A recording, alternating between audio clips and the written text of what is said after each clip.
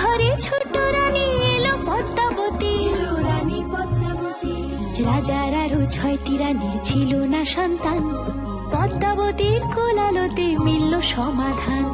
বছর যেতে জন্ম নিল 7 ছেলে 1 মেয়ে, হয় খুশির আকাশ হঠাৎ কালো মেঘে গেল ছেয়ে।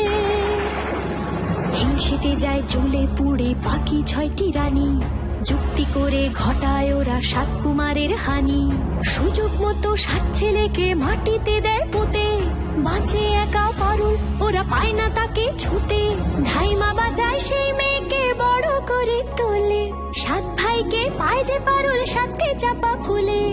এত কিছুর পরেও রাজার বিপদ যে কাটে না, সূর্য নগরে সুখের সূর্য আর ওঠে না।